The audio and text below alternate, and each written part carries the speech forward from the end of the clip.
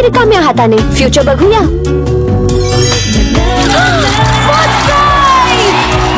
Naveen Fair and Lovely future tube.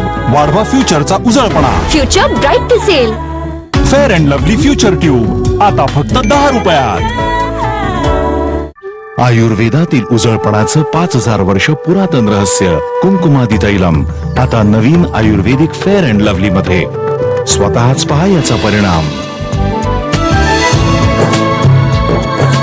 नवीन आयुर्वेदिक Fair and Lovely Kumkumadi Tailam सह. डॅन्ड्रफशी लढण्याचा सुपिरियर फॉर्म्युला आता क्लिअर अँटी डॅन्ड्रफ शॅम्पू मध्ये आहे, कारण ह्यात आहे न्यूट्रियम 10, विटामिन्स आणि मिनरल्सचं कॉम्बिनेशन जे स्काल्पच्या 3 लेयर्स आतपर्यंत जातं, डॅन्ड्रफ मुळापासून घालवतं. मी डोक्यावर हात ठेवून सांगतो, क्लिअर अँटी डॅन्ड्रफ शॅम्पू. हे कॉम्पिटिशन मध्ये फर्स्ट प्राइज की रिकाम्या हाताने? फ्युचर बघूया.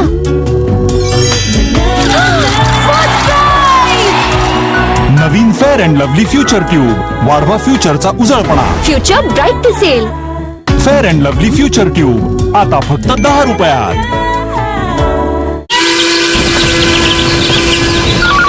नाव कादंबरी. वडिलांचं नाव. वडिलांचं नाव. अशा अनेक कमनशीब मुली आहेत जगात, ज्यांना स्वतःची ओळखच नाही. अशाच एका अनाथ मुलीची व्यथा. कादंबरी सोमवार ते शनिवार संध्याकाळी 7 वाजता फक्त साम टीव्हीवर.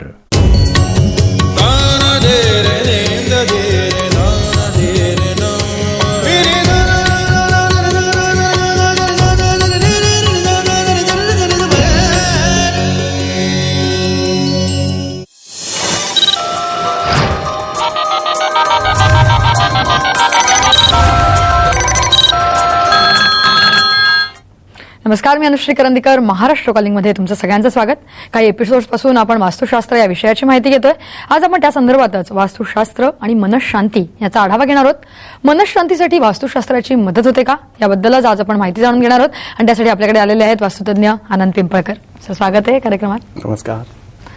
तर त्यांचं आनंदी वास्तू हे पुस्तक प्रसिद्ध आहे. दरवर्षी ते आनंदी वास्तू कॅलेंडरही प्रकाशित करतात. तसंच वास्तुतज्ञ आणि ज्योतिष विषयाला वाहिलेला 24 तास रेडिओ आनंदी वास्तू radio.net त्यांनी सुरू केलाय. फेसबुकवरही तुम्हाला त्यांचे अपडेट्स मिळू शकतील. तर या संदर्भात आजचा जो विषय आपला वास्तुशास्त्र आणि मनशांती या संदर्भात तुम्हाला काही प्रश्न असतील, काही शंका असतील तर तुम्ही आम्हाला फोन करू शकता. त्यासाठी आमचा नंबर आहे 022-6684-3333. तर आपण आज वास्तुशास्त्र आणि मनशांती थोडासा वेगळा विषय घेतलाय आपण.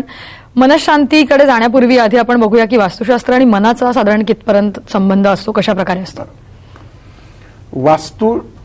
वास्तुशास्त्र आणि मनशांती याहीपेक्षा मनशक्ती असं आपण म्हणायला हरकत नाही.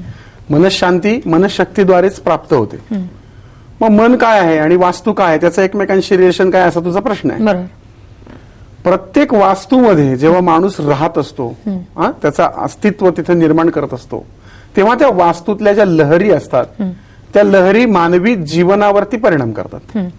मग जीवनावर परिणाम करताना काय करतात, तर त्या सगळ्यात पहिल्यांदा त्या माणसाच्या मनाचा ताबा घेतात. ओके. आणि मनाचा ताबा घेऊन त्या वास्तूत गेल्यानंतर तशा पद्धतीचे त्याचे बिहेवियर्स होतात. म्हणजे अगदी आपण पाहिलं की खूप 5 स्टार चकाचक एकदम सुंदर असं मोठं हॉटेल असेल आणि त्या हॉटेलमध्ये गेल्यानंतर पाय ठेवल्यानंतर माणसाची वागण्याची प्रवृत्ती कशी असते आणि अगदी झोपडपट्टीत गेल्यानंतरची त्याची प्रवृत्ती कशी असते, ह्यानुसार त्याच्या मनाची संरचना बदलत असते. म्हणून 100% वास्तुशास्त्रानुसार मनशांती आणि मनशक्ती यांचा एकमेकांशी घनिष्ठ संबंध आहे. तुम्ही ज्या वास्तूमध्ये राहता त्या वास्तूत तुमचे मन विचार प्रवाहित करतात. अच्छा. तुमच्या लहरी त्या वास्तूमध्ये निर्माण करतात. या एकमेकांना पूरक आहेत. म्हणजे वास्तू जी आहे ती तुमच्या मनाला निर्माण करते आणि तुमचं मन सुद्धा तुमच्या वास्तूला निर्माण करत असतं. एकमेकांशी रिलेटेड. आता हा प्रश्न असा आहे की कोंबडा आधी का अंड आधी, कोंबडी आधी का अंडे आधी, असाच तो प्रकार आहे की मनशक्ती की वास्तुशास्त्र या दोन्हींचा ताळमेळ घालणं इतकं तसं अवघड काम आहे. म्हणून मनशक्ती असं म्हणू. मग आपण आजच्या कार्यक्रमात असा विचार करूयात की मनशक्तीच्या द्वारे वास्तुशास्त्रा माध्यमातून मनशांती आपण कशी निर्माण करूया. है ना. प्रत्येक वास्तूतली वीट न वीट, रंग, त्यानंतर तुम्ही टाकलेले पडदे, ह्या प्रत्येक गोष्टी मागं पण मी तुला सांगितलं की अणुरेणूपासून बनलेल्या हो. अणुरेणूच्या सगळ्यात शेवटी गेले की त्या न्यूट्रॉन आणि प्रोटॉन काय असते त्याच्यामध्ये हालचाल होत असते. म्हणजे तो अणू जिवंत आहे, आणि तो जर जिवंत आहे तर त्याच्यामध्ये सजीवता आहे, त्या गोष्टी सगळ्या तो ऍक्सेप्ट करतो. त्याच पद्धतीने तो लहरी प्रक्षेपित करतो. आणि वास्तुशास्त्रानुसार वास्तू जर तुमची असेल प्रॉपर, तर तुमच्या मनामध्ये निर्माण होणाऱ्या लहरी या वास्तुशास्त्राप्रमाणे निर्माण होणाऱ्या घराच्या लहरीशी मॅच होतात आणि तिथे तुमचा उत्कर्ष होतो. हा सीधा, सिंपल आणि साधा फंडा आहे. नक्की. लहरींबद्दल तुम्ही विषय काढलाय तर आपण त्याच्यावरतीही बोलूया. आपण पहिले फोन घेऊया. रेखा आहेत आपल्यासोबत पुण्यावरनं. बोला रेखा, तुमचा प्रश्न विचारा. हॅलो मॅडम, नमस्कार दोघांना पण. नमस्कार. आमच्या घराचा दरवाजा पश्चिमेला आहे आणि ते काय ते बोलतात ते बुडीत घर आहे आमचं. बुडीत घर, बर. हा, ते खूप त्रास होतो घरात, म्हणजे असा पैसा टिकत नाही, भांडणे पण खूप होतात. आणि 2 दुकाने असून पण ती आता 3रं दुकान झालंय. त्याचा दरवाजा पण ते घराच्या समोरच दुकान केलंय, दुकानातूनच आत जायला जागा आहे, पण असे पैसेच टिकत नाहीत घरात. आणि घराचं काम आता 7 वर्ष झालं काम करायचं चाललंय, पण काम काही होत नाही. मग काय उपाय सांगाल का? आणि माझा मुलगा अमावस्येला जन्मलाय, तो पण खूप त्रास देतो. त्याचं पण काय असं म्हणजे वास्तूची संबंधित काय असेल का? रेखा यांचा प्रश्न होता त्यानुसार आता त्यांच्या मन अशांतीचं कारण काय आपल्याला कळतं. म्हणजे आता जर आपण नीट पाहिलं तर लक्षात येईल की आपण आपल्या वास्तूत राहत असताना आपल्याला उद्भवणाऱ्या, निर्माण होणाऱ्या समस्या आपली मनशांती ढासळवतात. आणि एकदा का माणसाचं मन ढासळलं की त्या पद्धतीने त्याच्या लहरी निर्माण होतात मनामध्ये, आणि तो तसाच नकारात्मक विचार करायला लागतो. त्या लहरी त्या वातावरणात पसरतात, वातावरणात पसरता पसरता त्या कुठेतरी जाऊन पोहोचतात. आणि कुठेतरी एक असं वाक्य ऐकलं आहे की जब हम कुछ करना चाहते हैं तो कायनात भी हमें साथ देती. मग जर तुम्ही मनामध्ये वाईट विचार जर आणलात तर तशा पद्धतीने वाईट घडायला सुद्धा सुरुवात होते. या केस बाबतीत जर यांनी सतत मनामध्ये अशा प्रकारचे विचित्र विचार ठेवले तर निश्चितच त्याच्यामध्ये नकारात्मक विचार त्यांनी मनातनं काढून पॉझिटिव्ह विचार ठेवले तर खूप फायदा होईल. रेखाताईंना एकच सांगायचंय की जर पश्चिम दरवाजा असेल तर ज्या पद्धतीने सूर्य उगवतो आणि मावळतो, मावळतीची दिशा पश्चिम मानली गेलेली आहे, त्यामुळं कधी ना कधीतरी उगवलेलं मावळतं, अशा पद्धतीची ही संकल्पना आहे. पण घराचा कर्ता जो आहे त्याची रास कोणती आहे याच्यावरती पण बऱ्याचशा गोष्टी डिपेंड आहेत. पण मला असं वाटतं की तुम्ही घराच्या पूर्व भिंतीला एक मिशा असलेली पण जिने जीभ बाहेर काढलेली नाही अशी एक सूर्याची प्रतिमा की जिच्या कपाळावरती एक माणिक जडवलेला आहे, अगदी हलका माणिक, फार भारीतला नकोय, 200-300 रुपयाचा सुद्धा माणिक ओरिजिनल मिळतो, तो माणिक जडवलेला एक सूर्य प्रतिमा जर त्यांनी घराच्या पूर्व भिंतीला लावली तर त्याचा खूप चांगला अनुभव येईल. पैशाला जो पैसा लागत नाही, घरामध्ये पैसा टिकत नाही, कारण पश्चिम द्वार आहे, जसं उगवतंय तसंच मावळतंय.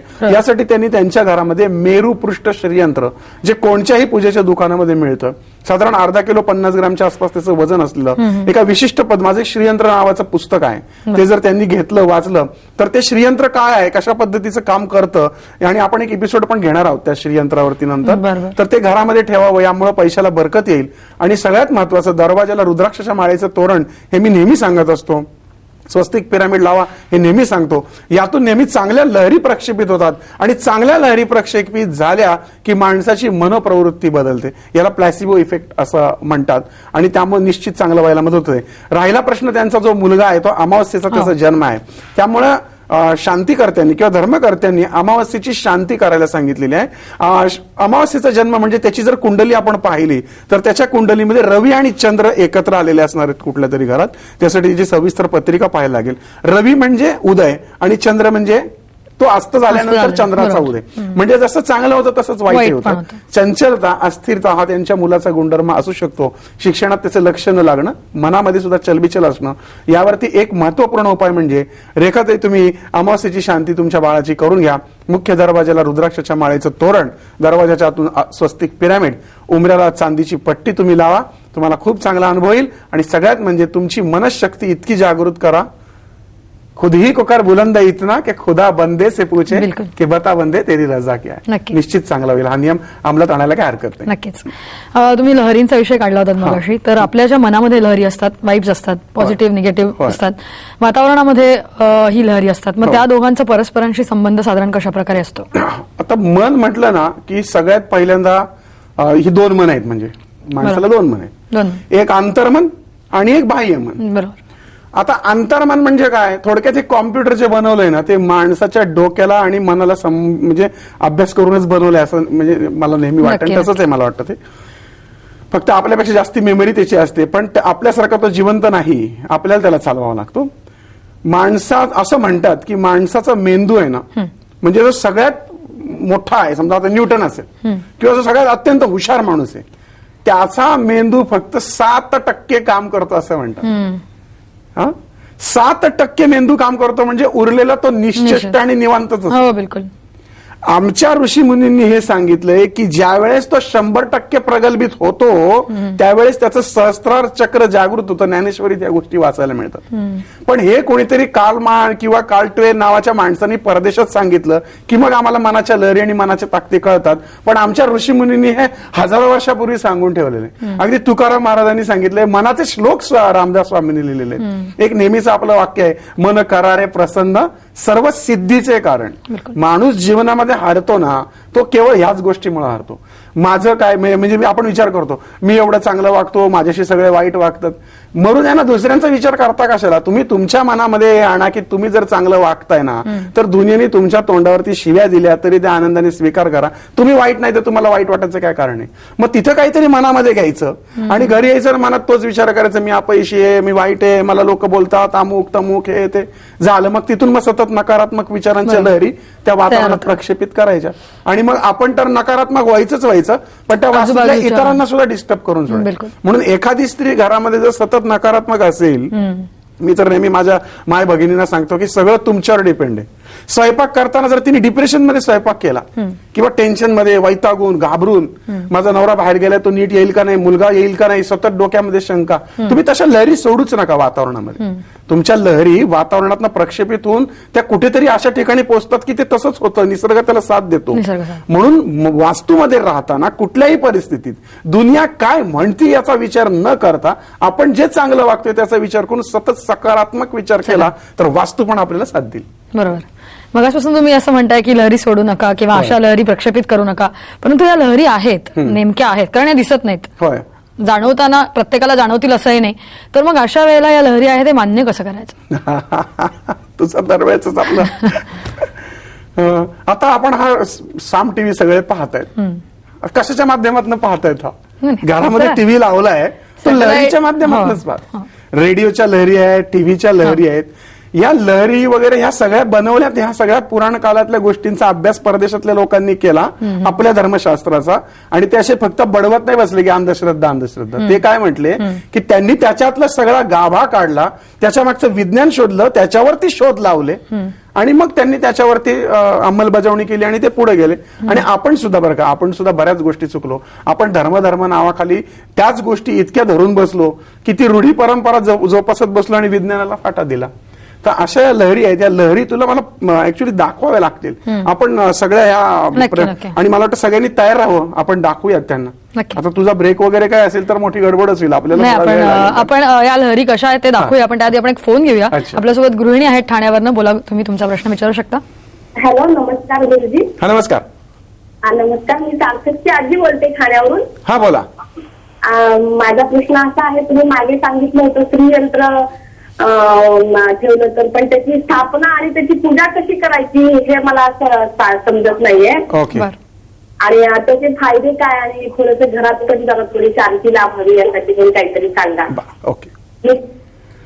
मागच्या वेळेस आपण श्रीयंत्र वास्तूमध्ये, यासाठी खरं तर ते श्रीयंत्र दाखवायला पाहिजे आणि आपण वास्तू आणि हे यंत्रांचा काही भाग पुढे घेणार आहोत. त्यामध्ये ते श्रीयंत्र आपण ऍक्च्युली दाखवू की ते कशा पद्धतीने ठेवलं जातं. श्रीयंत्राची रचना अशी आहे की त्याला वरती एक त्रिकोण असतो, वरती एक बिंदू असतो, त्याच्या खाली एक त्रिकोण असतो आणि तो त्रिकोण खालच्या त्या त्रिकोणातला एक कोण हा एका रेषेत खाली 5 ठिकाणी जिथं जमतो ती दिशा पश्चिमेला ठेवावी. अर्थात हे असं सांगणं अवघड आहे, त्याला प्रात्यक्षिक दाखवायला लागेल. जसं मला तुला लहरींचं प्रात्यक्षिक दाखवायचंय आणि प्रेक्षकही लहरींचं प्रात्यक्षिक घेतील. पण श्रीयंत्राचे फायदे म्हणजे काय, तर तुम्ही कोल्हापूरच्या लक्ष्मीच्या मंदिरामध्ये, अंबाबाईच्या मंदिरामध्ये आतमध्ये जाताना डाव्या हाताला हे श्रीयंत्र आहे.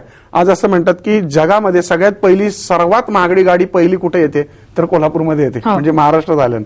म्हणजे इतकी सधनता आहे. मग ती लोक एवढी सधन काय कोल्हापूरमध्ये, अतिशय मनाने प्रेमळ उदार अंतःकरणाची आणि भरपूर खर्चिक आणि सगळ्या गोष्टींचा उपभोग घेणारी लोक कोल्हापूरमध्ये राहतात. मग याला कारण काय असेल? तर याला कारण माझं अगदी ठाम मत आहे की ती कोल्हापूरची अंबाबाई आणि तिच्या मंदिरात असलेलं ते श्रीयंत्र. ते श्रीयंत्र त्या संपूर्ण करवीर नगरावरती अंमल टाकतंय आणि म्हणून पहा की त्या कोल्हापुरातला गरीबात गरीब सुद्धा खाऊन पिऊन स्वतःचं घरदार बांधून सुखीच पाहिलेलं आहे. म्हणजे एकंदरीत काय तर श्रीयंत्राचे फायदे म्हणजे एकच की पैशाला पैसा लागतो. अशा पद्धतीच्या लहरी निर्माण होतात की ज्यामुळं घरामध्ये पैशाला बरकत येते. आता मी असं म्हणत नाहीये की श्रीयंत्र ठेवलं म्हणजे पैशाचा धोधो पाऊस पडला. नक्कीच. शेवटी समय से पहिले भाग्य से अधिक कुछ नाही मिळता हे जरी खरं असलं तरी सुद्धा कितीतरी असे अनेक वायफट खर्च असतात. अचानक आजारपण येतं, पैसे हरवणं, चोय, अशा गोष्टींवरती बऱ्यापैकी अंकुश बसतो आणि पैशाला पुरवठा येतो. बर, नक्कीच. तर आपण इथे महाराष्ट्र कॉलिंगमध्ये छोटासा ब्रेक घेणार आहोत. ब्रेक नंतर आपण सर आपल्याला लहरींचं प्रत्यक्ष काही दाखवणार करून घ्यायचे, त्यामुळे त्यांनी तयार राहायचं. नक्की नक्की. तर प्रेक्षकांनी तयार राहायचंय. इथे घेतो एक छोटासा ब्रेक.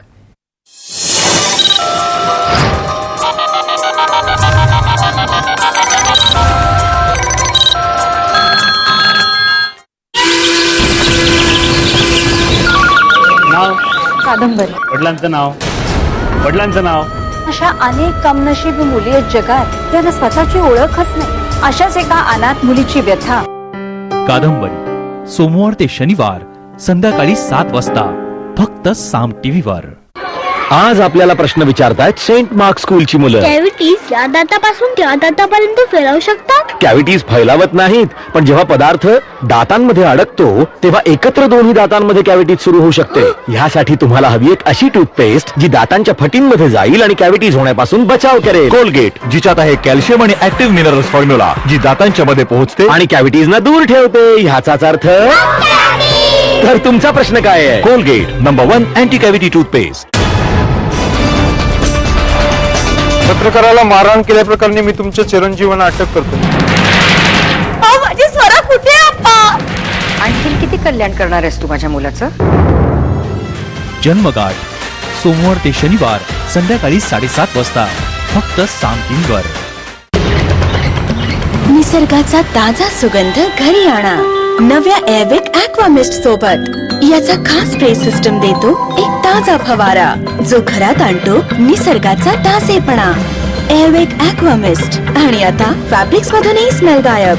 या हवेत आहे काहीतरी खास. एअरविक. कॉईल संपली. कॉईल संपल्यानंतर ही पॉवर. आता आली आहे नवीन मॉर्टिन मॅक्स पॉवर कॉईल.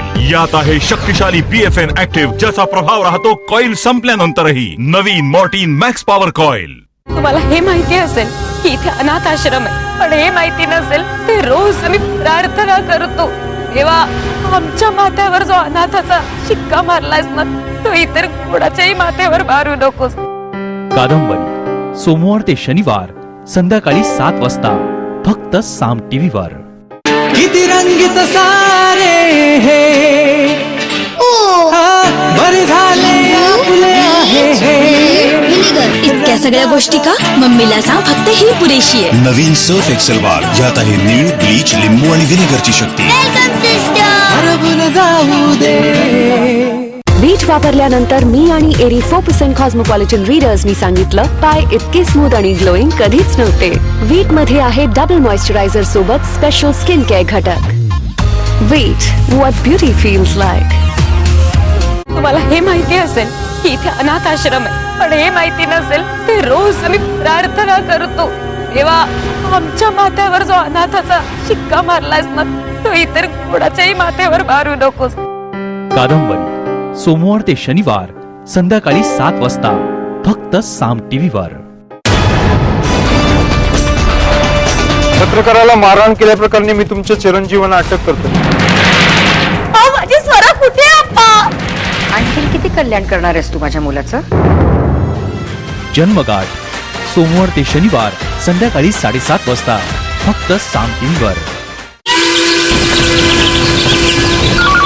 नाव, कादंबरी. वडिलांचं नाव, वडिलांचं नाव. अशा अनेक कमनशीब मुली आहेत जगात ज्यांना स्वतःची ओळखच नाही. अशाच एका अनाथ मुलीची व्यथा. कादंबरी सोमवार ते शनिवार संध्याकाळी 7 वाजता फक्त साम टीव्हीवर.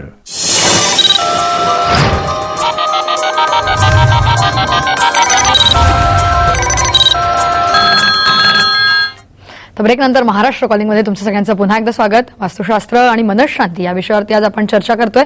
तुम्हालाही काही संदर्भात प्रश्न असतील, काही शंका असतील तर तुम्ही आम्हाला फोन करू शकता. त्यासाठी आमचा नंबर आहे 022-6684-3333. तर आपण प्रात्यक्षिकांकडे जाऊया. त्यापूर्वी आपण एक फोन घेऊया. आपल्यासोबत दिलीप आहेत कोल्हापूरवरनं. बोला दिलीप, तुमचा प्रश्न विचारा. बोला. हा सर, नमस्कार. हा नमस्कार. नमस्कार, बोला. हा, मी आनंद पिंपळे सर, नमस्कार माझा. नमस्कार. हा, मी कोल्हापूर 50 बोलते. तुमचा रोज कार्यक्रम पाहते मी. बर. FM ला ऐकतोय. हा, तुमचा आवाज सर इतका भारी आवाज की तुमचा आवाज ऐकून माझ्या डोळ्यातून रोज उडते. फक्त मला एक त्रास होते काय त्या. हा बोला. हा बोला. मी एक जुनं घर आहे, 100 वर्षाचा वाडा आहे. बर. आणि त्या वाड्यामध्ये इतका मला त्रास होता. काय माझं एक ऑपरेशन, हे झालं ते ऑपरेशन, ते झालं का ऑपरेशन. मन शांती माझी नाही सर इथं. कशाला दरवाजा आहे वाड्याचा?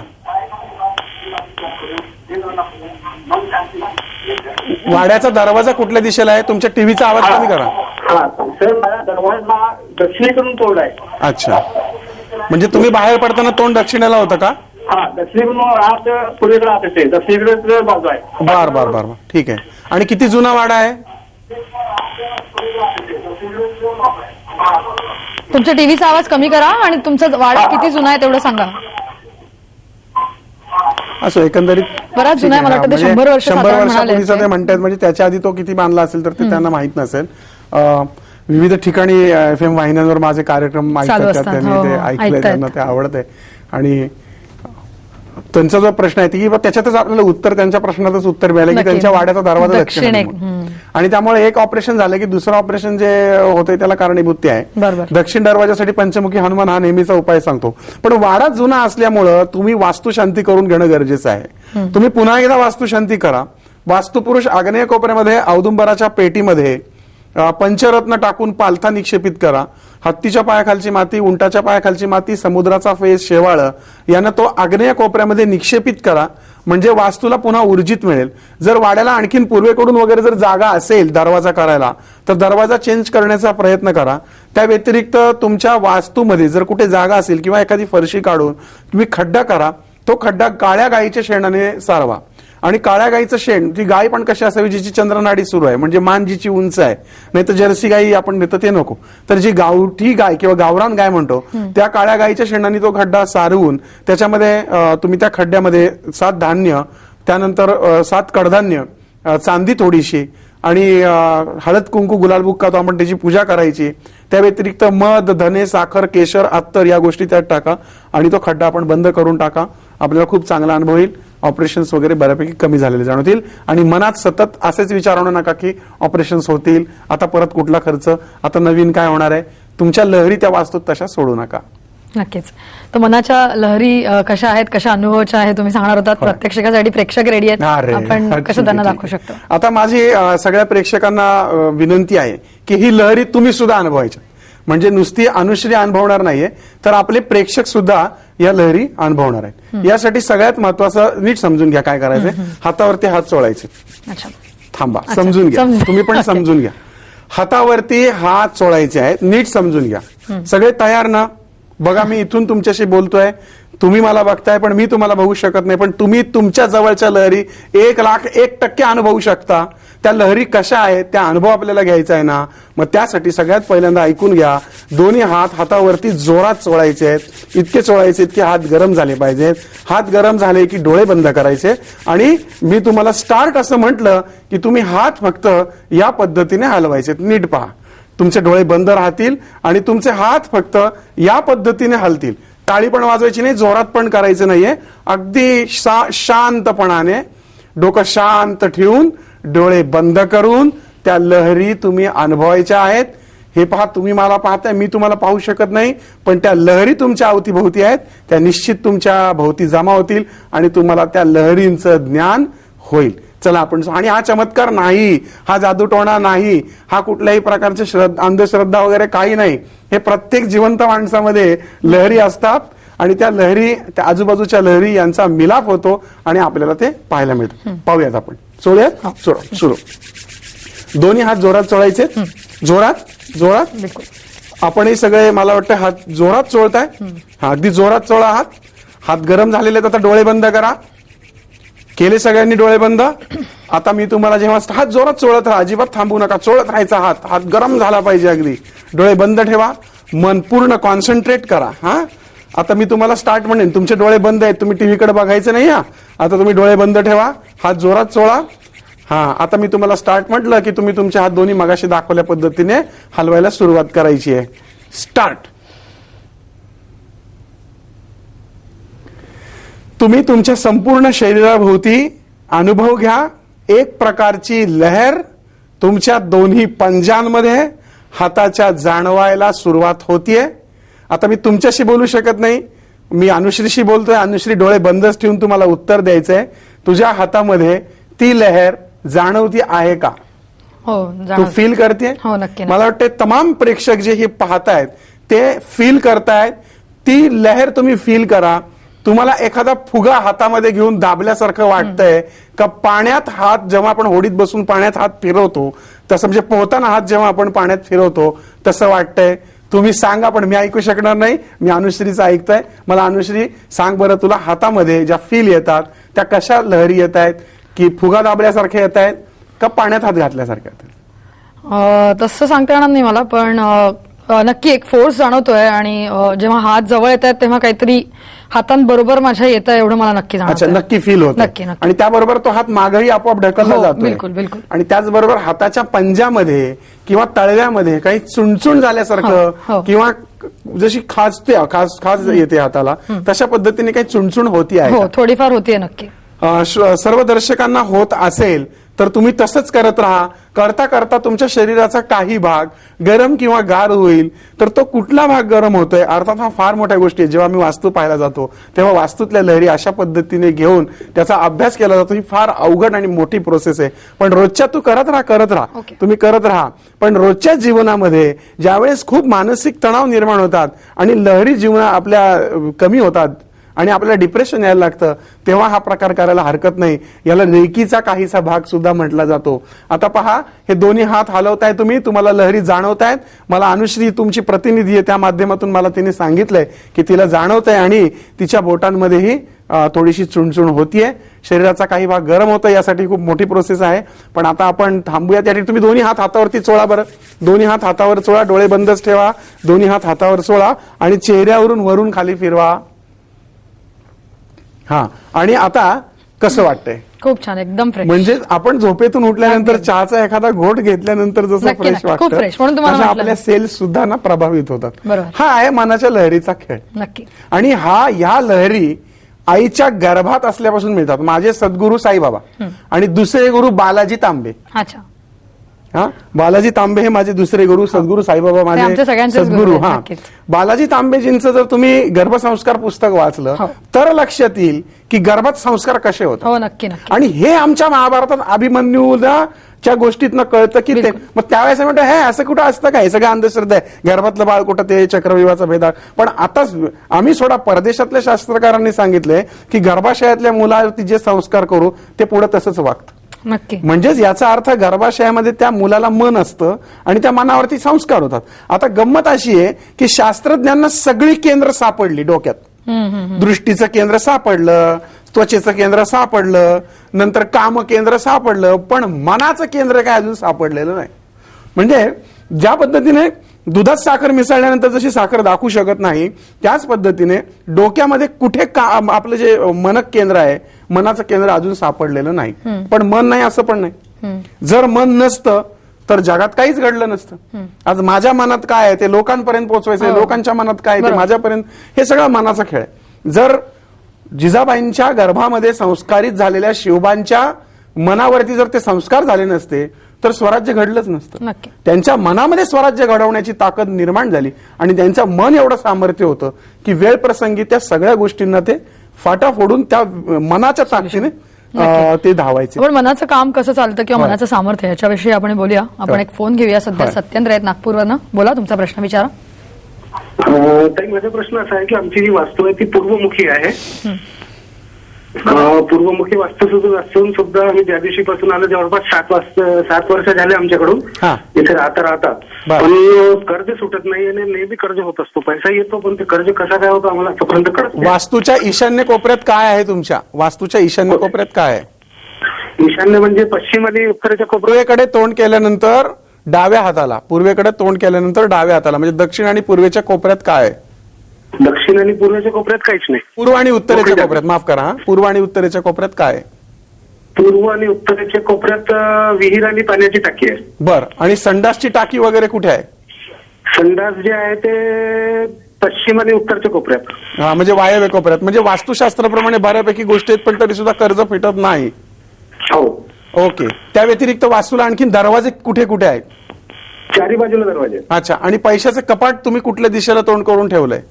ते पश्चिम दिशेला तोंड आहे, पूर्वेला ताट आहे. ओके. ह्यांच्या प्रश्नाचा एक खूप चांगलं सोल्युशन म्हणजे ऋणमुक्ती मंगल स्तोत्र नावाचं एक स्तोत्र आहे, ते रोज त्यांनी वाचावं, किंवा दारिद्र्य दहन शिवस्तोत्र नावाचं स्तोत्र आहे ते वाचावं. आता तुम्ही म्हणाल स्तोत्र आणि मंत्र म्हणून काय कुठं कर्ज भेटणार आहे का त्या? पण माझं हेच म्हणणं आहे की मी वारंवार हेच सांगतोय की तुमच्या मनातल्या लहरी अशा काही तयार होतात की ज्यामुळे तुम्हाला बुद्धी निर्माण होते. आता उदाहरणार्थ मी आता जसं हे कर्जबाजारी होऊन अडकतात प्रत्येक वेळेस कर्ज का काढायला लागतं?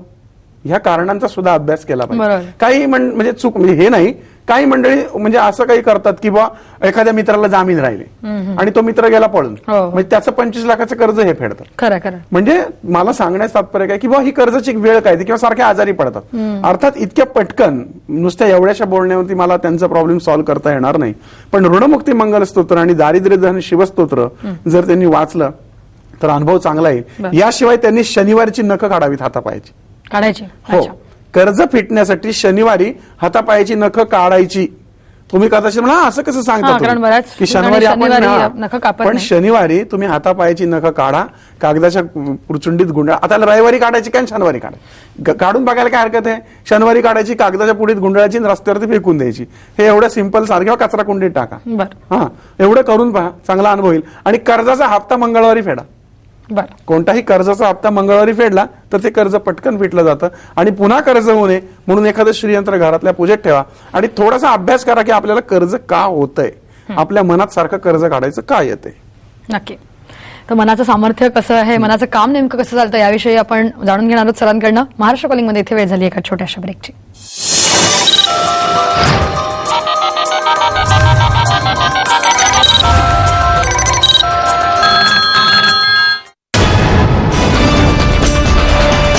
पत्रकाराला मारहाण केल्याप्रकरणी मी तुमच्या चिरंजीवांना अटक करतो. माझी स्वरा कुठे आहे? आणखी किती कल्याण करणार आहेस तू माझ्या मुलाचं? जन्मगाठ सोमवार ते शनिवार संध्याकाळी 7:30 वाजता फक्त साम टीव्हीवर. कॉम्पिटिशन जिंकलास पण गरमीने हरवलं. त्वचेचे थर जसा कोपराचा वरचा भाग, काखेत येतो घाम आणि जोडीला जंतू जे देतात स्किन इन्फेक्शन्स. फक्त डेटॉलने रोजचं स्नान देतं या जंतूंपासून सुरक्षा. आणि आता डेटॉल कूल मेंथॉल सोबत जे ठेवतं तुम्हाला ताजं, तरतरीत आणि कूल. निवडा आपला डेटॉल. डेटॉल बी 100% शुअर. नाव? कादंबरी. वडिलांचं नाव? वडिलांचं नाव? अशा अनेक कमनशीबी मुली आहेत जगात ज्यांना स्वतःची ओळखच नाही. अशाच एका अनाथ मुलीची व्यथा. कादंबरी सोमवार ते शनिवार संध्याकाळी 7 वाजता फक्त साम टीव्हीवर. आयुर्वेदातील उजळपणाचं 5000 वर्ष पुरातन रहस्य कुंकुमादी तैलम आता नवीन आयुर्वेदिक फेअर अँड लवली मध्ये. स्वतःच पहा याचा परिणाम. नवीन आयुर्वेदिक Fair and Lovely Kumkumadi Tailam सह.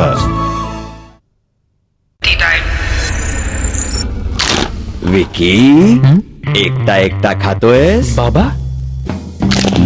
अरे येते बाबा, कशाला ओरडताय? सॉरी ताई, त्या शेजारणीनं लेट केला. ब्रिटानिया रस्क जिथे फॅमिली तिथे. असे क्रंची आणि ज्युसी रस्क या दुनियेत कुठे? तुम्हाला हे माहिती असेल की इथे अनाथ आश्रम आहे, पण हे माहिती नसेल ते रोज आम्ही प्रार्थना करतो, देवा आमच्या माथ्यावर जो अनाथाचा शिक्का मारलायस ना तो इतर कोणाच्याही माथ्यावर मारू नकोस. कादंबरी सोमवार ते शनिवार संध्याकाळी 7 वाजता फक्त साम टीव्हीवर. किती रंगीत सारे हे बरे झाले आपले आहे इतक्या सगळ्या गोष्टी का? मम्मीला सांग फक्त ही पुरेशी आहे. नवीन सर्फ एक्सेल बार, यात आहे नीळ, ब्लीच, लिंबू आणि व्हिनेगरची शक्ती. हरवून जाऊ दे. रखरखता पेटता उन्हाळा, अंगांगाला डसती ज्वाळा, धार घामाच्या छळती जीवाला. बडवा आहे बडवा, फडका उडला चटका उन्हाचा बसला, जळजळते घामोळे घेऊन आला, आणि सुरूक घेऊन स्पर्श डरमी कूलचा, थंड थंड डरमी कूलचा. पत्रकाराला मारहाण केल्याप्रकरणी मी तुमच्या चिरंजीवांना अटक करतो. माझी स्वरा कुठे आहे अप्पा? आणखी किती कल्याण करणार आहेस तू माझ्या मुलाचं? जन्मगाठ सोमवार ते शनिवार संध्याकाळी 7:30 वाजता फक्त साम टीव्हीवर. तुम्हाला हे माहिती असेल की इथे अनाथ आश्रम आहे, पण हे माहिती नसेल ते रोज आम्ही प्रार्थना करतो, देवा आमच्या माथ्यावर जो अनाथाचा शिक्का मारलास ना, तो इतर कोणाच्याही माथ्यावर मारू नकोस. कादंबरी सोमवार ते शनिवार संध्याकाळी 7 वाजता फक्त साम टीव्हीवर.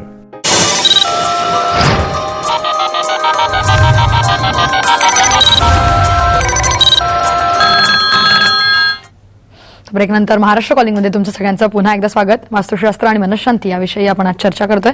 मनशांतीविषयी चर्चा करतोय, परंतु तुमच्याकडनं हे जाणून घ्यायचं आहे की मनाचं सामर्थ्य नेमकं कशा प्रकारे असतं, त्याविषयी तुम्हाला काही सांगता येईल का? नेमकं काम हे मनाचं चालतं तरी कसं? प्रत्येक माणसाच्या शरीरामध्ये मनाचं केंद्र कोणाला सापडलं नाही, त्यामुळे मी काय बोलू शकत नाही त्याविषयी, कारण ते शास्त्राला सापडलं नाही. काहीतरी शरीरामध्ये एक प्रक्रिया अशी होती की त्याच्या म्हणजे डोक्यात ते विचार येतात, त्याला आपण म्हणूयात की ते मन ते विचार आणतात. ते सामर्थ्य एवढं प्रबळ आहे, म्हणजे मनाचं सामर्थ्य एवढं प्रबळ आहे की चांगला विचार केला तर माणसाचा अफाट कर्तृत्व घडतं, आणि वाईट विचार केला तर माणसाला वेळ लागतं आणि मेंटल हॉस्पिटलमध्ये जावं लागतं. आपण म्हणतो की एका गोष्टीचा सारखा विचार करत बसू नये, त्याच्यामुळे मनावरती ताण येतो.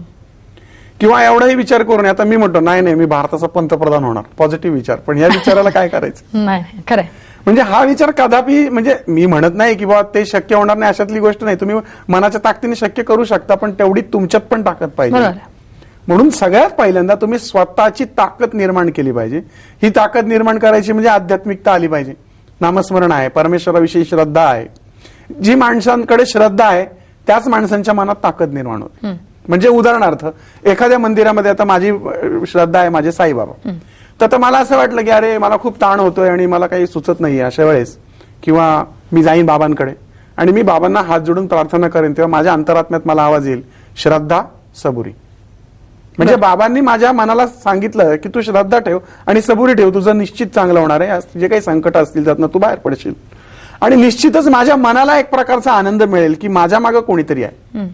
मी म्हणत नाही की साईबाबा प्रत्यक्ष उतरून ते काम करतील, किंवा मी लोक जर बाकीचे म्हणत असतील देव नाही दगड आहे, तर मी म्हणतो ठीक आहे तो दगड आहे असं समजू. पण तिथे गेल्यानंतर जी मनाला उभारी मिळते, तर ती उभारी ही अध्यात्मातच मिळू शकते. म्हणून आणि मला एक सांगा की जगामध्ये ज्यांनी प्रगती केलेली आहे अशी राष्ट्र, जे त्या चंद्रावरती आणि मंगळावरती यान पाठवतात, अशी मंडळी काय आध्यात्मिक नाहीत का? तुम्ही जर त्यांचे डॉलर्स काढले तर त्या डॉलर्स वरती सुद्धा in the name of God we trust असं लिहिलंय. तुम्ही डॉलर काढा बघा, मग त्यांच्या नोटेवर लिहिले in the name of God we trust. किंवा एखादं यान आकाशात पाठवल्यानंतर ते भगवान येशू ख्रिस्ताची प्रार्थना करतात किंवा थँक गॉड म्हणतात. म्हणजे जनरेट, ऑपरेट आणि डिमॉलिश करणारी GOD ही गॉड संकल्पना जी आहे ही माणसाच्या मनाला उभारी देत असते. म्हणून प्रत्येक माणसाने सगळ्यात पहिल्यांदा मनाचं सामर्थ्य निर्माण करण्यासाठी आध्यात्मिक व्हायला पाहिजे. मी असं म्हणत नाही की 4-4 तास मंदिरात बसा, घंट्या वाढवा आणि दिवस रात्र काम धंदे सोडा आणि देवदेव करा. एक क्षण सुद्धा पुरेसा होतो, आणि त्या एका क्षणात तुमची प्रार्थना कायनात बी आम्ही साथ देते, जे मी मगाशी म्हटलं, तो निश्चितच निसर्ग परमेश्वर रूपाने आपल्याला माणसाच्या माध्यमातून साथ देतो. आणि कित्येक वेळा असं होतं ना अनुश्री, लोक दिवस रात्र हातात माळा जपतात, खूप देवदेवाच्या गप्पा करतात, आणि याची मुंडी पिळग, त्याचं वाटोळ कर, त्या बाईवरती वाईट नजर ठेव, म्हणजे किती विचित्र प्रकार. मग त्या मनाला काय? म्हणून सगळ्यात पहिल्यांदा जसं आपलं विचार धार्मिक झाले पाहिजेत, तसंच आपलं मन आणि शरीर पवित्र झालं पाहिजे. म्हणजे त्याच्यात कुठलेही दुर्विचार येता कामा नये. हा, आता झालं मनाचं सामर्थ्य कसं वाढवायचं, यासाठी आपण नेहमी प्रत्येक गोष्टीला नाही का अंधश्रद्धा म्हणून ढोल पिटत बसतो. पण परदेशामध्ये या सगळ्या गोष्टींवरती संशोधन झाले.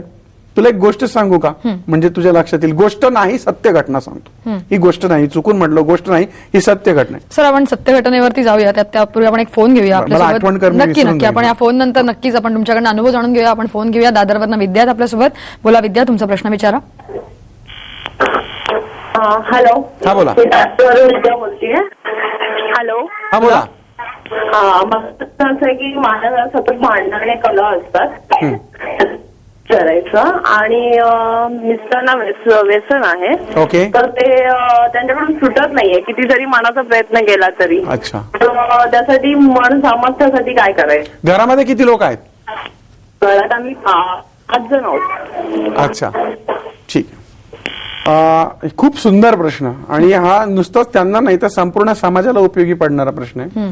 दारू हा विषय असा आहे की एक प्रत्येकाच्या आहे ना लाईफ मध्ये एक बॉडी क्लॉक असतो, बॉडी क्लॉक. आणि तो बॉडी क्लॉक कसा असतो? तर बॉडी क्लॉक म्हणजे काय, तुला गंमत सांगतो. म्हणजे एखादं मंदिर जातं ना, तेव्हा आपण अशी मान करतो, म्हणजे नमस्कार करतो. म्हणजे ह्याला म्हणतात बॉडी क्लॉक. देव मंदिर दिसलं की आपली मान हलते किंवा हात जोडले जातात, याला म्हणतात बॉडी क्लॉक. तसा या दारू पिणाऱ्या मंडळींचा एक बॉडी क्लॉक सेट झालेला असतो. काही लोकांना सकाळी तोंड धुण्याच्या ऐवजी दारू लागते, काही लोकांना रात्री 9 नंतर दारू प्यायची सुरुवात होते. इतके पितात की फार स्वतःच्या शरीराचं घरादाराची बरबादी झाली तरी ते त्याच्यानं काही निघत नाही. मला हीच मोठी गंमत वाटते की जर दारू पिण्यासाठी मन त्यांचं उद्युक्त होतं तर दारू सोडण्यासाठी का होत नाही, याला कारण मनाचं सामर्थ्य कुठेतरी कमी पडतंय. यासाठी खरं तर अशा माणसाला एखाद्या आध्यात्मिक व्यक्तीची किंवा काउन्सिलरची गरज आहे. आज अशा कितीतरी सामाजिक संस्था आहेत, संघटना आहेत की ज्या माध्यमातून दारू सोडण्यासाठी कार्य केलं जातं, आणि त्यामध्ये काउन्सिलर्स फार मोठी महत्वाची भूमिका बजावतात. तुमच्या आजूबाजूला तर तुम्ही डोकावलं तर तुम्हाला असे बरेचसे काउन्सिलर्स दिसतील की ते त्याच्या विषयावर त्याला कुठलं दुःख आहे ते शोधून काढून त्यांच्या अंतर्मनावरती परिणाम करतील. बऱ्याच वेळा काय होतं की दारू सोडणारा माणूस एखाद्या आध्यात्मिक माणसाकडे गेला की तो त्याला शपथ देतो, मी मरेन, अमुक तमुक भीती घालतो. तो माणूस काय दारू सोडत नाही. पण जोपर्यंत हे झालं त्याच्या बाह्यमानाचं की मला दारू सोडायची, मला दारू सोडायची, मला दारू सोडायची, पण अंतर्मनात घेतलेलं आहे ना की 8 वाजले की प्यायची आहे, त्यामुळे 8 वाजता त्याचे पाय ते दारूच्या दुकानाकडे वळणार. म्हणून त्याच्या अंतर्मनाचा ताबा घेऊन, याला हिप्नोटिझम करणारी बरीचशी लोक असतात किंवा माझ्यासारखी लोक आहेत किंवा काही बरेचसे काउन्सिलर आहेत. आता मी काही सगळ्यांना तर भेटू शकणार नाही, पण तुमच्या आजूबाजूला जर डोकवलं तर तुम्हाला अशी लोक निश्चित मिळतील की जी त्यांना हिप्नोटाईज करून त्यांच्यातील अंतर्मनाचा ताबा घेऊन त्यांच्या अंतर्मनावरती बिंबवतील की कुठल्याही परिस्थितीत तू दारू सोडली पाहिजे. आणि ज्या दिवशी ज्या क्षणाला त्यांच्या अंतर्मनात येईल की मी दारू सोडली पाहिजे, यासाठी त्यांना मोठी भीती बसली पाहिजे. मग आता ही भीती बसवणार आणि त्यांच्या अंतर्मनावरती ते परिणाम करणारा जर कोणी असेल तरच हे होऊ शकतं. यासाठी आपण चांगल्या काउन्सिलरचा सल्ला घ्या. आणि अर्थात त्या घरात दारू प्राशन होतीये आणि म्हणूनच घरामध्ये कटकटी मोठ्या प्रमाणात आहे, कारण तो पिऊन आल्यानंतर गोंधळच घालणार ना. बरोबर आहे. तर आपण मनाच्या सामर्थ्याविषयी तुम्ही एक सत्य घटना सांगणार आहात, तीही जाणून घेऊया. महाराष्ट्र कॉलिंग मध्ये इथे वेळ झाली एका छोट्याशा ब्रेकची.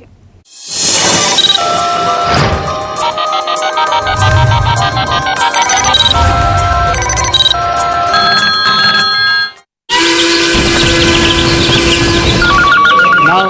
कादंबरी. वडिलांचं नाव? वडिलांचं नाव? अशा अनेक कमनशीब मुली आहेत जगात, त्यांना स्वतःची ओळखच नाही. अशाच एका अनाथ मुलीची व्यथा. कादंबरी सोमवार ते शनिवार संध्याकाळी 7 वाजता फक्त साम टीव्हीवर. आयुर्वेदातील उजळपणाचं 5000 वर्ष पुरातन रहस्य कुंकुमादी तैलम आता नवीन आयुर्वेदिक फेअर अँड लवली मध्ये. स्वतःच पहा याचा परिणाम. नवीन आयुर्वेदिक Fair and Lovely Kumkumadi Tailam सह.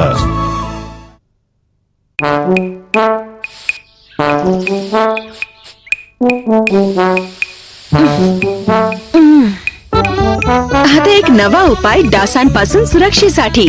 नवा मॉर्टिन नेचर गार्ड नैसर्गिक गुणांसोबत. हा ठेवतो माझं कुटुंब सुरक्षित आणि करतो डासांचा त्वरित नाश. मॉर्टिन नेचर गार्ड, काळजी आपल्या कुटुंबाची. आता Mortein Nature Guard vaporizer power booster सोबत. पत्रकाराला मारहाण केल्याप्रकरणी मी तुमच्या चिरंजीवांना अटक करतो. कुठे आहे अप्पा? आणखीन किती कल्याण करणार आहेस तू माझ्या मुलाचं? जन्मगाठ सोमवार ते शनिवार संध्याकाळी 7:30 वाजता फक्त साम टीव्हीवर. डॅन्ड्रफशी लढण्याचा सुपिरियर फॉर्म्युला आता क्लिअर अँटी डॅन्ड्रफ शॅम्पू मध्ये आहे, कारण ह्यात आहे न्यूट्रियम 10, विटामिन्स आणि मिनरल्सचं कॉम्बिनेशन जे स्काल्पच्या 3 लेयर्स आतपर्यंत जातं, डॅन्ड्रफ मुळापासून घालवतं. मी डोक्यावर हात ठेवून सांगतो, क्लिअर अँटी डॅन्ड्रफ शॅम्पू. हे कॉम्पिटिशन मध्ये फर्स्ट प्राइज की रिकाम्या हाताने? फ्युचर बघूया.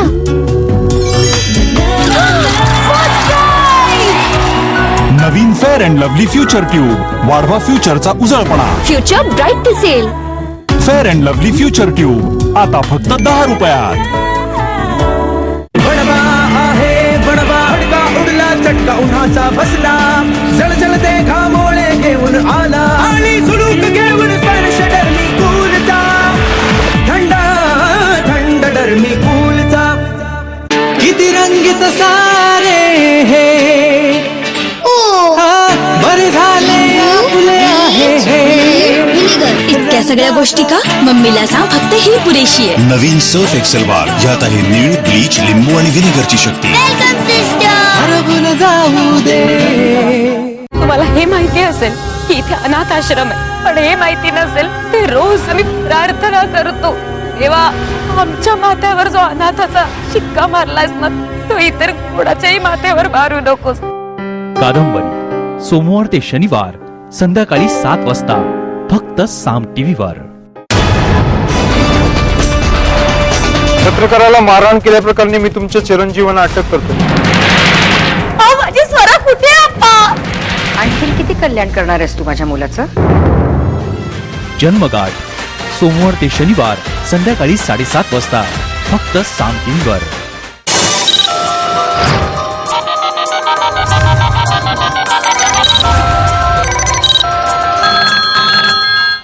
ब्रेकनंतर महाराष्ट्र कॉलिंगमध्ये तुमचं सगळ्यांचं पुन्हा एकदा स्वागत. वास्तुशास्त्र आणि मनःशांती याविषयी आपण चर्चा करतोय. सो ब्रेकवर जाण्यापूर्वी तुम्ही मनाचं सामर्थ्य कसं आहे याविषयी सांगितलं होतं, त्याविषयी तुम्ही एक सत्य घटनाही सांगणार होता, ती काय आहे नेमकी? ती सत्य घटना अशी आहे की काही वर्षांपूर्वी याच्यावरती संशोधन केलंय मनाच्या सामर्थ्यात. त्यांनी काय केलं की माणसाचं मन हे शारीरिक आजारांवर नियंत्रण करतं का किंवा शारीरिक आजार निर्माण करतं का स्वतःहून, याचं संशोधन होतं. तर तिथं काय केलं त्यांनी की पूर्वी अशी शिक्षा होती त्यांची, म्हणजे आम्ही काही बराच वर्षापूर्वीचा काळ सांगतो, याची बऱ्याचशा गोष्टी नोंद आहे माझ्या कॅलेंडरमध्ये. मी ती खूप छान गोष्ट सांगितलेली आहे, लिहिलेली आहे. ती गोष्ट नाही, सत्य घटना. याला प्लॅसिबो इफेक्ट असंही म्हणतात. आणि एक गुन्हेगार होता आणि तो गुन्हेगार दिवसा ढवळ्या लोकांच्या मानामुंड्या पिरगाळायचा, मारून टाकायचा, लहान मुलांच्या कत्तली करायचा. आणि तिथे अशी एक शिक्षा तिथे होती की अशा एखाद्या गुन्हेगाराला मृत्यूदंडाची शिक्षा द्यायची, म्हणजे त्याला एखाद्या अंधार कोठडीमध्ये टाकायचं आणि तिथे एक 20-25 नाक सोडायचे, नाक. आणि मग ते नाक त्याला चावायचे आणि तो मारायचा. म्हणजे ही शिक्षेची पद्धत. तर या लोकांनी काय केलं, या लोकांनी विचार केला की आपण आता मनावरती संशोधन करतोयच आणि गिनीपिक पाहिजेच आहे. मग हा सापडला त्यांना गुन्हेगार, जो माणूस दिवसाढवळ्या लोकांच्या मनात चराचरा कापतो आणि जो अतिशय बेडर आहे मनानी, असा माणूस त्यांनी निवडला की ज्याने अनेक खून केलेत, दरोडे घातलेत. आणि त्याला शिक्षा फरमावली की याला अंधार कोठडीमध्ये टाकायचं आणि त्याला ते नाक सोडायचं. आता यांनी काय केलं की ती शिक्षा ठरली 4 महिन्यानंतर द्यायची. त्या 4 महिन्यामध्ये जाता येता सगळ्यांना असं सांगितलं की त्याला सांगायचं की आफ्रिकेच्या जंगलातला सर्वात डेंजरस ब्लॅक कोब्रा नावाचा भयानक विषारी साप, ज्याच्या फुंकरीने पण माणूस मरतो, असा तुला सोडणार आहे मारायला. आणि आता एक नाही 6 सोडणार आहेत. असं सगळ्यांनी त्याच्या मानावर बिंबवायचं. म्हणजे ते काय पोलीस असतील, वॉर्डन्स असतील, कोणीचे कोण असेल. 3 ते 4 महिने तो सुरुवातीला म्हणजे कसले नाग मी काय म्हणजे काय घाबरत नाही, तो निडरच होता, बेडरच होता, कारण तो खून करताना कोणतरी दयामायन होती. पण 3 महिन्यानंतर त्याच्या मनाने हळूहळू ते घ्यायला सुरुवात केलं की आता आपल्याला साप आता चावणार आहे, आता आपल्याला सोडणार. जरा शिक्षेचा दिवस आला, अनुश्री गंमत सांगतो, त्याला त्या स्पष्ट लिहिलेलं आहे त्या कथेमध्ये, त्या सत्य कथेमध्ये, की त्याला आतमध्ये सोडलं. आतमध्ये सोडल्यानंतर दरवाजे बंद झाले, अंधारामध्ये तो घाबरत घाबरत चाचपडत बसला. आता यांनी काय केलं माहितीये का, की नाक सोडायच्या ऐवजी, साप सोडायच्या ऐवजी त्यांनी सोडले उंदीर. अच्छा. आता ते उंदीर चावले त्याला आणि उंदीर चावल्यावरती तो मेला. आता तू मला परत वेड्यात काढशील की त्यात काय एवढं, आमच्याही खेडेगावामध्ये एखादा बिनविषारी साप चावला तर एखादा माणूस घाबरून मरतो, तसा तो घाबरून मेला असेल. ठीक आहे, हे त्यांना वाटलं नसेल का? ते तर शास्त्रज्ञ होते, त्यांनाही ते वाटलंच की अरे याला घाबरल्यामुळे मेला बरं का, याला वाटलं की साप नाक चावला आणि तो मेला. मग तेवढ्यावर ते गप्प बसले नाहीत, त्यांनी त्या माणसाचं रक्त काढलं. अच्छा. आणि ते रक्त त्या लॅबोरेटरीमध्ये टेस्ट केलं, तेव्हा त्यांना आफ्रिकेच्या जंगलातल्या विषारी नागाचे अंश सापडले विषाचे. अच्छा. वास्तविक त्याला नाग चावलेलाच नाहीये, त्याला चावलेत उंदीर. पण त्याच्या मनाने एवढा प्रचंड विचार केला की मला तोच कोबरा चावलेला आहे.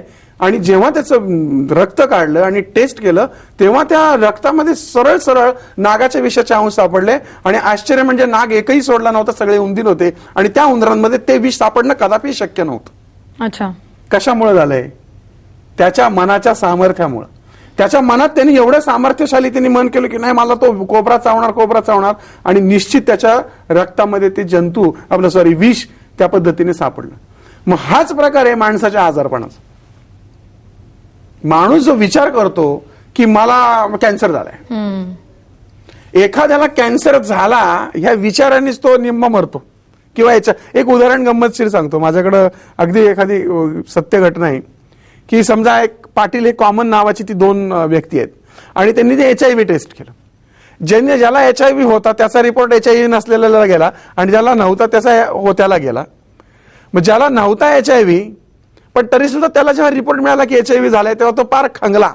आणि ज्याला खरोखरीच HIV होता तो मात्र व्यवस्थित सुदृढ राहिला. म्हणजे हे जर विचार केला तर हे का झालं असतं, तर त्यांनी त्याच्या मनाने पूर्ण विचार केला की मला HIV झालेलं नाही आणि याला HIV नसताना सुद्धा यांनी विचार केला की मला HIV झालाय. मग झालं, ते विचार प्रक्षेपित झाले आणि शरीर खांगायला सुरुवात झाली. अशा प्रकारच्या घटना घडतात. म्हणजे माणसाच्या जीवनामध्ये आजारपण याला कारणीभूत पण मन असतं. म्हणून वास्तूत, ह्या वास्तूत मी आजारीच पडतो, या वास्तूत माझं डोकंच दुखतं, या वास्तूत मला चैनच पडत नाही, या वास्तूत मला भासच होतात, तर मग तसंच होणार. नक्की विचार सोडू नका. नक्की नक्की. तर मनाचं सामर्थ्य नेमकं कसं असतं तुम्ही सांगितलं, ही गोष्टही सांगितली, खूप महत्वाची होती. याच्यामधनंही बरंच लोकांना कळलं असेल. त्याचं एक प्रात्यक्षिकही आपण दाखवणार आहोत. तर ते प्रात्यक्षिक नक्की सर तुम्हाला दाखवतील. महाराष्ट्र कॉलिंग मध्ये इथे घेतोय एक छोटासा ब्रेक.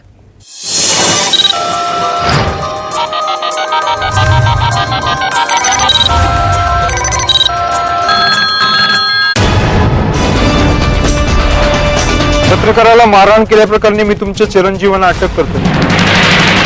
माझी स्वरा कुठे आहे अप्पा? आणखी किती कल्याण करणार आहेस तू माझ्या मुलाचं?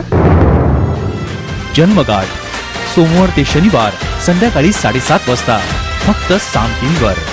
डॅन्ड्रफशी लढण्याचा सुपिरियर फॉर्म्युला आता क्लिअर अँटी डॅन्ड्रफ शॅम्पू मध्ये आहे. कारण ह्यात आहे न्यूट्रियम 10, विटामिन्स आणि मिनरल्सचं कॉम्बिनेशन जे स्काल्पच्या 3 लेयर्स आतपर्यंत जातं, डॅन्ड्रफ मुळापासून घालवतं. मी डोक्यावर हात ठेवून सांगतो, Clear anti dandruff shampoo buy smarter.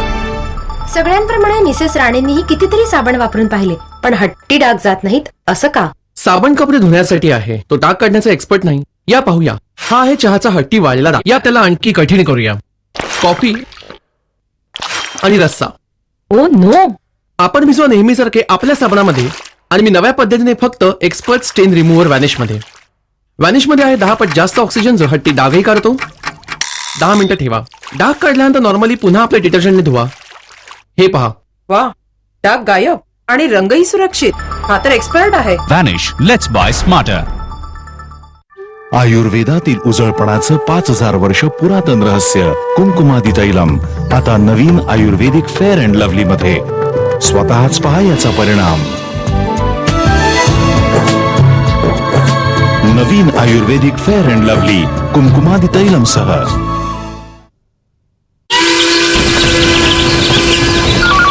नाव? कादंबरी. वडिलांचं नाव? वडिलांचं नाव? अशा अनेक कमनशीब मुली आहेत जगात ज्यांना स्वतःची ओळखच नाही. अशाच एका अनाथ मुलीची व्यथा. कादंबरी सोमवार ते शनिवार संध्याकाळी 7 वाजता फक्त साम टीव्हीवर. हेल्दी हँड वॉश जो घाण हात लागल्यामुळे सामान्य साबण देऊ शकत नाही, म्हणून नवा डेटॉल हँड वॉश ज्याचा प्रत्येक थेंब आहे स्पर्शरहित आणि देतो रोग पसरवणाऱ्या जंतूंपासून 10 पट जास्त सुरक्षा. Dettol, be 100% sure. किती रंगीत सारे हे बरे झाले आपले आहे इतक्या सगळ्या गोष्टी का मम्मीला सांग फक्त ही पुरेशी आहे. नवीन सर्फ एक्सेल बार, यात आहे नीळ, ब्लीच, लिंबू आणि विनेगरची शक्ती. हरवून जाऊ दे. फुटलेला टाचा तुमच्या इमेजला भेगा पाडतात. ह्यासाठी क्रॅक हील रिपेअर क्रीम. हे भेगा लवकर भरते, टाचांना बनवते कोमल आणि सुंदर. कारण पायांवरूनच तर ठरते तुमची ओळख. हे कॉम्पिटिशन मध्ये फर्स्ट प्राइज की रिकाम्या हाताने? फ्युचर बघूया.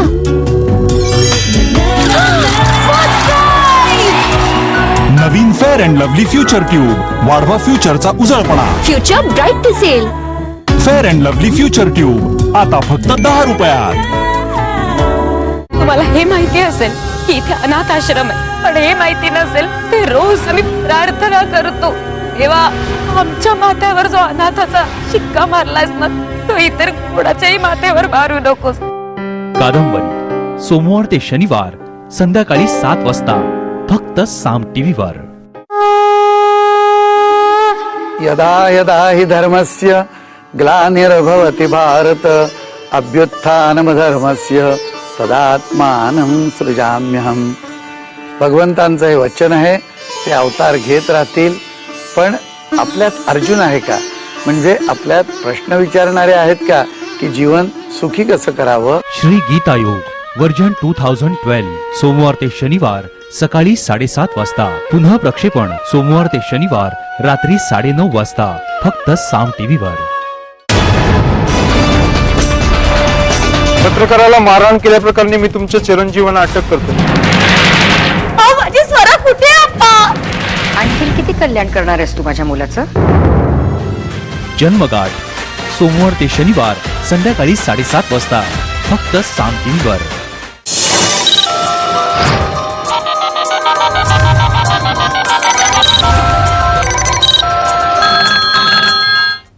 तर ब्रेकनंतर महाराष्ट्र कॉलिंगमध्ये तुमचं सगळ्यांचं पुन्हा एकदा स्वागत. वास्तुशास्त्र आणि मनशांती याविषयी आपण आज चर्चा करतोय. सो मनाचं सामर्थ्य तुम्ही सांगितलं, अगदी सत्य घटनाही सांगितलीत, परंतु आपलं हे मन जे विचार करतं ते आपल्याला दिसत नाही किंवा आपण ते पाहू शकत नाही. तर मग अशा वेळेला ते आपलं मन आपल्याला चुकीच्या प्रात्यक्षिक तेच तुम्हाला विचारायचं होतं की या संदर्भात काही दाखवता येईल का प्रेक्षकांना की त्यांना कळेल की कशा प्रकारे मन का? चला आपण सुरू करूया. नक्की. तुझं वेळेचं बंधन नेहमी असतं. मला तर रात्रंदिवस बोलायची इच्छा आहे. पहा, सगळ्यांनी आता सगळ्यात महत्वाचं काम करा. सगळे मला बघतायत ना तुम्ही? मी तुम्हाला बघत नाही. मी वारंवार का म्हणतोय, तुम्ही नीट करा. हे ज्या हाताचे 2 रेषा आहेत ना, ह्या 2 रेषा प्रॉपर एकमेकांना जोडा. आणि हे जे मधलं बोट आहे तुमचं, हे मधलं बोट आपल्याला उंच करायचंय. तुमचं आपोआप उंच होईल. ते उजव्या हाताचं मधलं बोट तुमचं आपोआप उंच होईल. सगळ्यात पहिल्यांदा काय करा बघा बरं का. हा काही चमत्कार नाही, जादूटोणा नाही, काही नाही. तुमचं मन काय विचार करतं आणि कसं दाखवितं ते आपण पाहूयात. चला आपण पण करूया. 2 हात पहिल्यांदा जोडा. जोडले का? जोडल्यानंतर बघा तुमचे दोन्ही हात जे आहेत, त्या दोन्ही हाताचं जे मधलं जे बोट आहे, या दोन्हीच ते एका लाईनीत आहे का? बघा, एका ओळीत आहे का? सगळं कुठलंही उंच मोठं लांब झालेलं नाहीये ना? बघ बरं, आहे ना व्यवस्थित? आता सगळ्यांनी काय करायचे, हात मांडीवरती ठेवायचे, डोळे बंद करायचेत आणि मनामध्ये इतका तीव्र विचार आणायचा आहे की माझ्या उजव्या हाताचं मधलं बोट जे आहे, माझ्या उजव्या हाताचं म्हणजे तुमच्या उजव्या हाताचं मधलं बोट हे थोडंसं मोठं झालंय किंवा वाढलंय. काहींना ते पेरभर, काहींना ते एवढं लांब सुद्धा झालेलं जाणवेल. करून बघायला काही हरकत नाही.